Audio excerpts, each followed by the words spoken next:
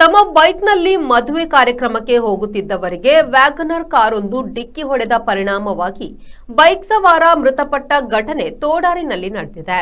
ಸಿದ್ದಕಟ್ಟೆ ನಿವಾಸಿ ಮೇಸ್ತ್ರಿ ಕೆಲಸ ಮಾಡುತ್ತಿದ್ದ ಮೋಹನ್ ಗೌಡ ಮೃತಪಟ್ಟ ವ್ಯಕ್ತಿ. ಸಹಸವಾರ ನಾರಾಯಣಗೌಡ ಸಣ್ಣಪುಟ್ಟ ಗಾಯಗಳೊಂದಿಗೆ ಮಂಗಳೂರಿನ ಆಸ್ಪತ್ರೆಗೆ ದಾಖಲಾಗಿದ್ದಾರೆ. ಸಿದ್ದಕಟ್ಟೆಯ ನಿವಾಸಿಗಳಾದ ಮೋಹನ್ ಗೌಡ ಮತ್ತು ಸಹಸವಾರ ನಾರಾಯಣಗೌಡ ಒಂದು ಬೈಕಿನಲ್ಲಿ ಹಾಗೂ ಇನ್ನೊಂದು ಬೈಕಿನಲ್ಲಿ ಯಶೋಧರ ಗೌಡ ಎಂಬವರು ಮೂಡುಬಿದ್ರೆಯಲ್ಲಿ ನಡೆಯುತ್ತಿದ್ದ ಮದುವೆ ಕಾರ್ಯಕ್ರಮವನ್ನು ಮುಗಿಸಿ ಮಿಜಾರು ಧೂಮಚಡವಿನಲ್ಲಿ ನಡೆಯುತ್ತಿದ್ದ ಇನ್ನೊಂದು ಮದುವೆ ಕಾರ್ಯಕ್ರಮಕ್ಕೆ ಹೊರಟಿದ್ರು.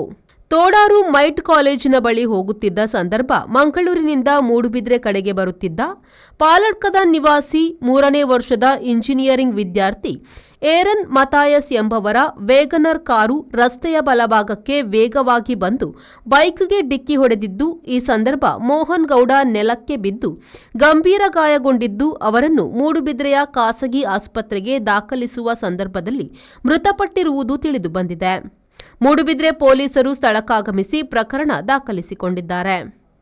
ಪ್ರೇಮಶ್ರೀ, ವಿ4 ನ್ಯೂಸ್, ಮೂಡುಬಿದ್ರೆ.